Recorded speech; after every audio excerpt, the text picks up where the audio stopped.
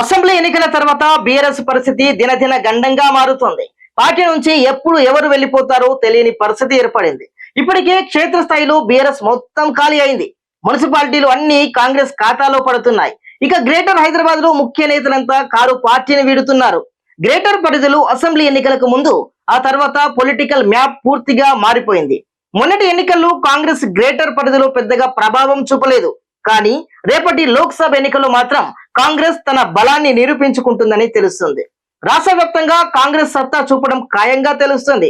అంతేకాదు లోక్సభ ఎన్నికలతో car కథమనే slogans జోరుగా వినిపిస్తున్నాయి. ఇటీవల వచ్చిన సర్వేలన్నీ కాంగ్రెస్ కే జై కొట్టాయి. రీసెంట్ గా People's pulse south first tracker poll survey సంచలన విషయాలను తెలిపింది.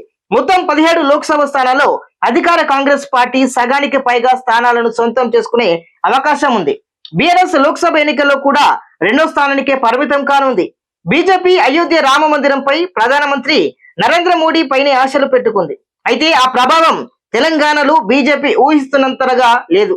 ఫలితంగా ఆ పార్టీకి 2019లో వచ్చిన 4 సీట్ల కంటే మెరుగైన ఫలితాలు రావడం కష్టతరంగానే కనిపిస్తుంది.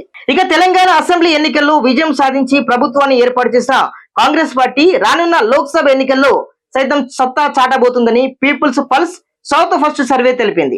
మొత్తం 17 లోక్సభ స్థానాల్లో కాంగ్రెస్ పార్టీ 10 స్థానాలను కైవసం చేసుకుంటుందని సర్వేలో తేలింది.